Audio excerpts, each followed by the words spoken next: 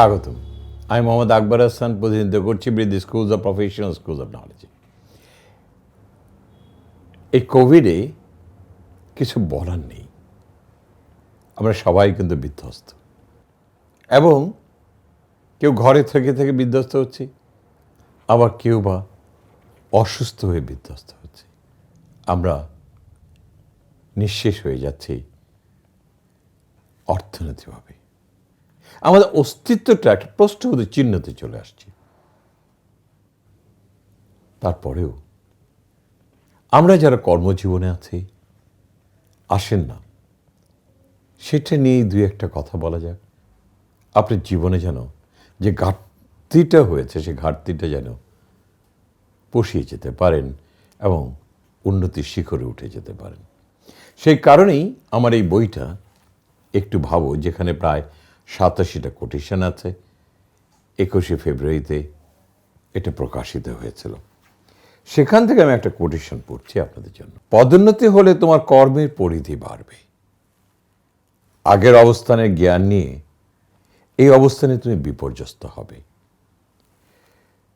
যে প্রান্তে তুমি এসেছো সেই প্রান্তের জন্য জ্ঞান সমৃদ্ধি করো, তাহলেই সফলতা পাবে।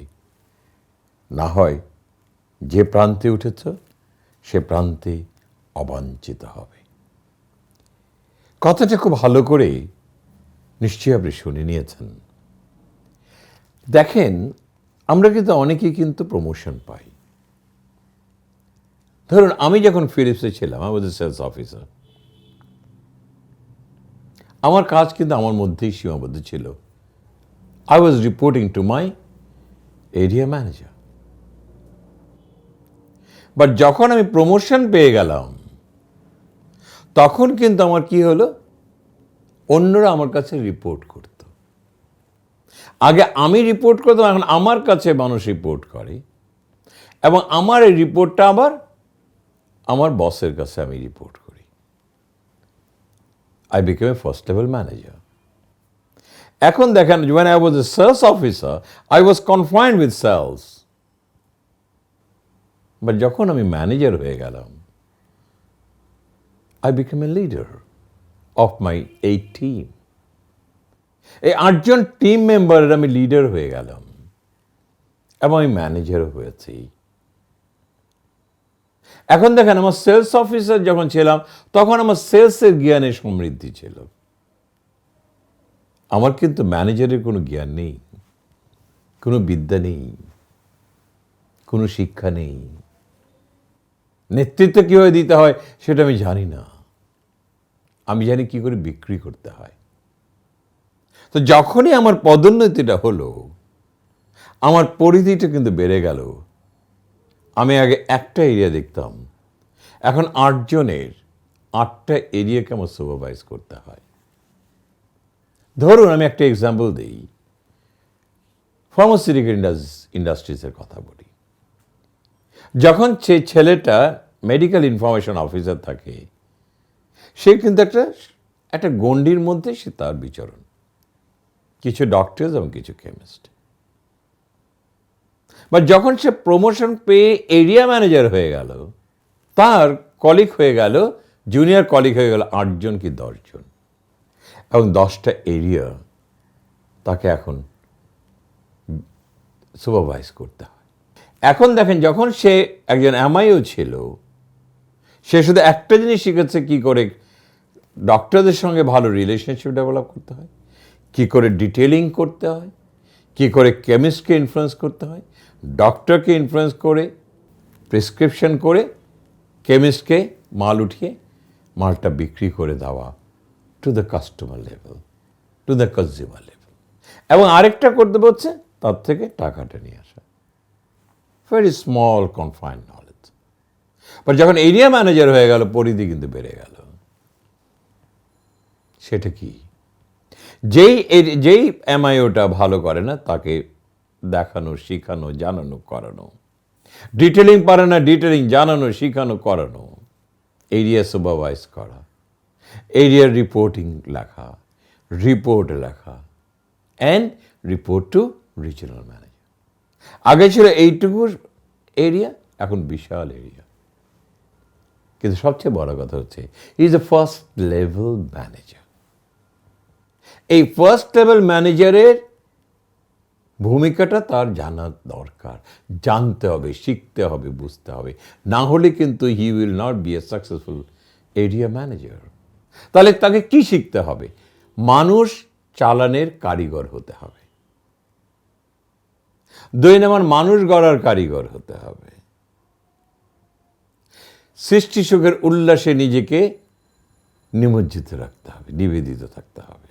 এবং প্রতিটা ছেলের he will not only a leader, he should be a good friend of him. আরেকটা কি করে অর্জন করতে হবে টার্গেট। দেখেন, এই জিনিসগুলো কিন্তু এর আগে জানা ছিল না আমার এই এরিয়া ম্যানেজারের। তাহলে এইখানে জ্ঞানটা তার নিতে হবে, জানতে হবে কি করে মানুষ গড়ার কারিগর হতে হবে, কি করে মানুষের মন জয় করে তাকে উদ্বুদ্ধ করতে হবে, তাকে মোটিভেট করতে হবে, তাকে ইনফ্লুয়েন্স করতে হবে এবং তাকে গোল ওরিয়েন্টেড করাতে হবে। এবং শুধু এইটাই না, তার ছেলেদেরকে প্রতিনিয়ত শিখানো, জানানো এবং করানো তার কর্তব্য। ছেলেদেরকে একমুখা করা, ছেলেদেরকে কাস্টমার সেন্ট্রিক করা, ক্রেতামুখী করা, ছেলেদেরকে কর্মের মধ্যে নিবেদিত করা। দেখেন, এই জিনিসগুলো কিন্তু ওর আগের পজিশনে ছিল না। সেই কারণেই যখনই আপনার কোনো প্রমোশন হবে, আপনার পরিধি বেড়ে যাবে এবং আগের জ্ঞান নিয়ে বা বিদ্যা নিয়ে যদি আপনি এইখানে সেই কাজ করতে আসেন, দেন ইউল মেকিং দ্য বিগ মিস্টেকস।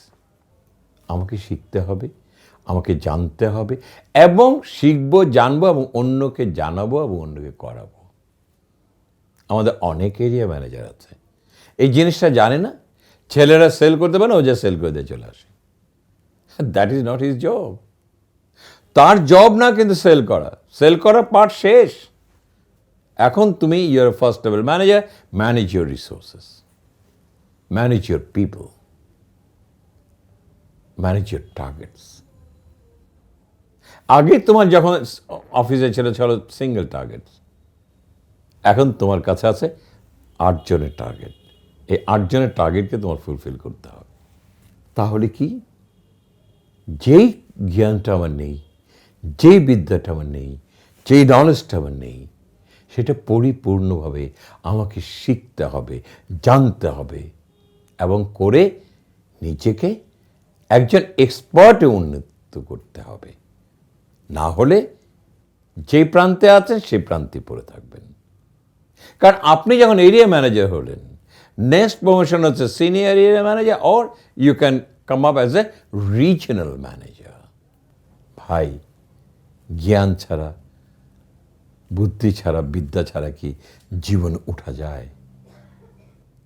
আপনাকে সব সময় মনে রাখতে হবে, আপনি প্রতিটা পদে পদে আপনাকে শিখতে হবে। কেন? আপনি টিমকে শেখাতে হবে। ওই যে 5 জন বা 10 জন ছেলে আছে, 10 জন কিন্তু একই গতিতে চলছে না। সবাইকে শিখিয়ে জানিয়ে টেনে একই গতিতে নিয়ে যেতে হবে। সেই কারণেই আপনাকে সবচেয়ে বেশি শিখতে হবে লিডারশিপ, শিখতে হবে the role of a good manager, how to run a team. দেখেন, প্রতিটা জিনিস, how to motivate people, how to make goal oriented, how to become an achiever as a targets. আপনি গড়েন না, আপনি গড়াবেন।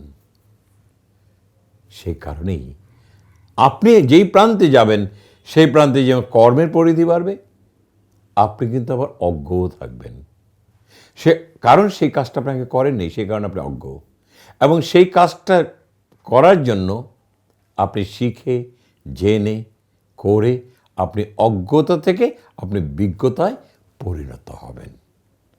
সেখানেই হচ্ছে আপনার সার্থকতা, যেটা আমি আমার বইয়ের এই কোটেশনে বলেছি। যদি তুমি সেই জ্ঞানটা অর্জন করতে না পারো, যে প্রান্তে আছো সেই প্রান্তেই রয়ে যাবে, তোমার কোনো অগ্রগতি হবে না। অনেকেই বলে, স্যার আমি একই পজিশনে স্যার আজকে 10 বছর পড়ে আছি। আমি হাসি, আচ্ছা পড়ে আছেন কেন? স্যার আমার প্রমোশন দেয় না। আমি সে প্রমোশন তো দেয় না বাবা, প্রমোশন অর্জন করতে হয়। অর্জন করেছেন? না স্যার। তাহলে দুঃখ করে লাভ কি? আর ওটা আমাকে বলে লাভ কি? বরঞ্চ ওটা আপনি বিবেককে বলুন, নিজেকে বলুন, নিজেকে প্রশ্ন করুন, আমি কেন পারিনি। That you should do.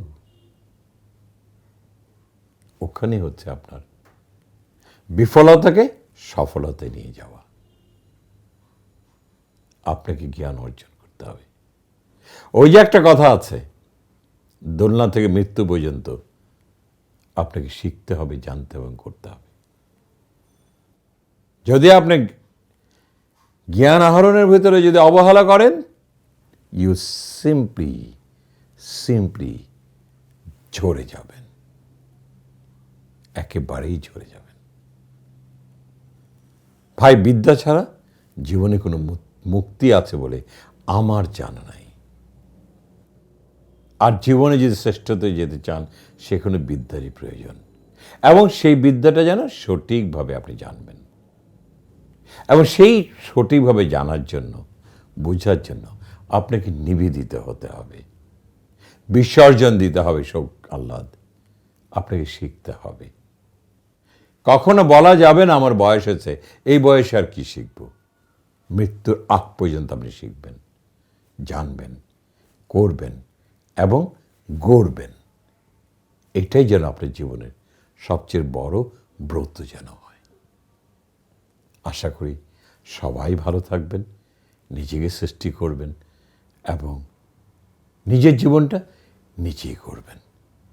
ওই যে একটা কথা প্রায় বলি, নিজের জীবনটা নিজের হাতের মুঠোর মধ্যে নিয়ে নেন। কে ঠেকাবে আপনাকে? গাফিলতি করা যাবে না, তাহলে শেষ হয়ে যাবে। দেখা হবে আবারও কোনো একদিন। আল্লাহ হাফেজ।